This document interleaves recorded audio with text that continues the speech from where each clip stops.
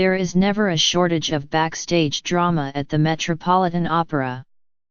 But in the company's 137-year history, there has likely never been a production with a birth as tumultuous as that of the high-stakes new staging of Puccini's Tosca, opening on New Year's Eve. With opulent sets evoking 19th-century Rome and a starry cast, the new Tosca was meant to appeal to opera-goers still lamenting the loss, 9 years ago, of a beloved Franco Zeffirelli extravaganza that had been playing since the 1980s. But the company watched in horror as a series of unfortunate events cost the staging its original heroine, hero, villain, and maestro. In a field in which singers are typically hired up to 5 years in advance, the Met had to quickly draft a pair of fast-rising stars, the soprano Sonia Yankova and the tenor Vittorio Grigolo, who have never before sung the roles. But the most severe blow landed this month, when James Levine, who in July had stepped in as a high-end replacement conductor, was suspended amid accusations of sexual misconduct that rocked the classical music world. I've never been in a situation like this in my entire career, David McVicker, the production's director, said during a recent rehearsal break, tilting his head back and slowly sliding off a couch for dramatic effect. It's been like Groundhog Day sometimes. Just when you think you've made progress, someone else is gone, and someone else is coming in. The sheer stress of it is something I've never been through. Mr. McVicker confessed that during one particularly low night of despair he had considered quitting the production, too, but said he was happy he had stayed on. I'm very glad I had a few stiff drinks and talked myself around, and then came into work the next day, he said. There is so much positive energy inside the production. Theater people are kind of great in a crisis. It's cliché, but we just are. The show must go on. And it does. The new Tosca was being closely watched even before its cast began dwindling. One of the most contentious decisions Peter Gelb made early in his tenure as general manager of the Met, where he arrived in 2006 as a modernizing agent, was replacing the ornate Zeffirelli Tosca with a starker, grittier, more sexually explicit staging by Luc Bondy in 2009. It was something of a fiasco. The Bondy staging was booed on opening night, and while it had its admirers, it appalled many longtime opera-goers and some on the Met's board. The kerfuffle quickly became about something more than whether people disliked the staging. It emerged as a flashpoint in the raging debates over traditional opera productions versus modern ones, and was never far from the surface when people discussed Mr. Gelb's tenure and the pluses and minuses of a 21st-century Met. So when Mr. Gelb announced that he was replacing the Bondy staging with a new one by Mr. McVicker, one that would feature sumptuous, identifiably Roman sets by John McFarlane, it was widely seen as a bid for redemption with a core constituency. I have learned my lesson from the Bondy production, Mr. Gelb said in a recent interview. When it comes to a classic piece of repertoire, beauty counts, and that's what the audience wants. So the Met's armies of artisans set about recreating the Rome of the Napoleonic era to realize Mr. McFarlane's painterly designs. They used 77 rolls of gold leaf to gild Sant'Andrea della Valle, the dazzling Baroque church where the first act is set. They painted a 1,557 square foot fresco to adorn the Palazzo Farnese in the second.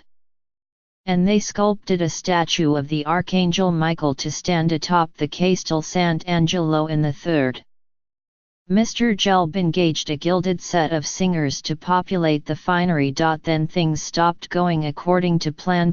One of opera's biggest stars, the notoriously cancellation-prone tenor Jonas Kaufmann, withdrew just weeks after the production was announced in February, saying he did not want to spend so much time away from his family.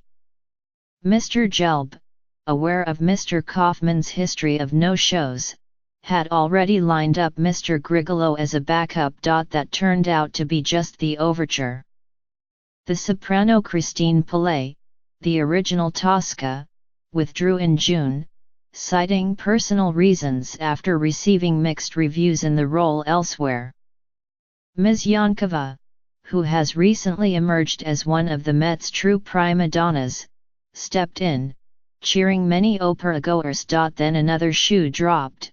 The production's conductor, Andris Nelsons, the dynamic music director of the Boston Symphony Orchestra and Ms. Pillay's husband, followed her out the door. Mr.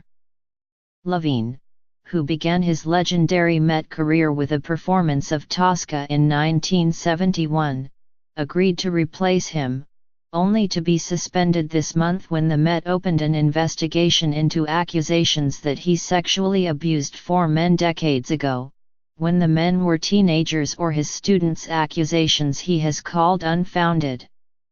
Emmanuel Villaume, the music director of the Dallas Opera, became the third maestro to take the job. Mr.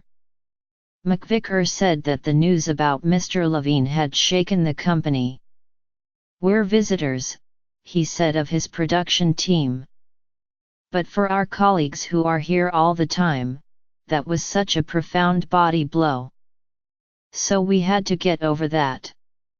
The last of the original leads, the bass baritone Bryn Terfel, who had been set to play the villain, Scarpia, left the production soon after arriving for rehearsals this month, saying he had been forced to rest due to vocal fatigue. Zelko Lusic, a Met fixture in recent years who sang Scarpia with the company in 2015, replaced him. There have been plenty of star-crossed productions in Met history, including the premiere of Samuel Barber's Antony and Cleopatra that opened the Met's Lincoln Center home in 1966, amid serious last-minute technical glitches and labor woes, and Robert Lepage's recent Ring Cycle, built around a 45-ton set that had a habit of breaking down. But Mr. Gelb said that he had never before had to recast all the leads in a new production. "Luckily, there are only 3 principal roles," he said dryly. Mr. McVicker said he had rethought aspects of the production to suit the fresh-faced Ms. Yankova and Mr. Grigolo, envisioning them as young lovers in the early months of a passionate love affair. "It's a sort of polar opposite to the way that the show was first conceived, and I almost have welcomed these changes," he said. "Because now we've got something younger, more organic, the real thrill of those 2 making their role debuts. It is rare for opera singers to try out new parts at the Met, and even rarer for them to take that risk in a major new production. But Ms. Yankova is getting used to it. She has sung several roles for the first time with the company, including Desdemona in the new staging of Verdi's Otello that opened the 2015-16 season. This season she is taking on a series of new challenges, Elizabeth in Verdi's Don Carlos for this first time this fall at the Paris Opera, and, in the new year, parts in Verdi's Luisa Miller at the Met and Bellini's Il Pirata at the Teatro alla Scala in Milan. "It's hell," she joked during a phone interview from Paris, where she sang in 2 productions while studying Tosca in her spare time. "No, not really. I try not to think about it, to go for it, and that's it." Her go-for-it attitude was evident as she practiced Tosca's final leap off the battlements of the Castel Sant'Angelo, landing in a large box filled with foam cubes. But she, too, caused a few jitters when she missed several performances of La Bohème in Paris this month because of bronchitis. While she sounded radiant in rehearsal, she paused during breaks to sip herbal tea. Mr. Grigolo, who had a breakout run at the Met last season in Romeo et Juliet and Werther, worked on the role of Cavaradossi this fall while appearing at night in Offenbach's Les Contes de Hoffmann. One afternoon he strode into the studio of John Fischer, the Met's assistant general manager of music administration, pushed record on his smartphone, placed it on the piano and began working on the piece. As he tested passages quietly, working on their complex rhythms and the nuances of the text and music, Mr. Grigolo, a sports car aficionado, likened the practice of learning a role before singing it in full voice to the way drivers prepare for a race. It's like you're testing the circuit, learning the circuit, he said. And then you give gas. At a recent rehearsal, there was little evidence of the months of chaos. Mr. McVicker helped the singers fine-tune their connection. Mr. Fischer and Mr. Villam jumped in to shape musical phrases. Stage managers in headsets choreographed entrances and exits. Extras playing riflemen fired their guns to test for volume. I think we have turned it around, Mr. McVicker said during a break. So long as there's no more sickness, or no more acts of God, or a war with North Korea, or something like that. I mean, anything could happen at this point.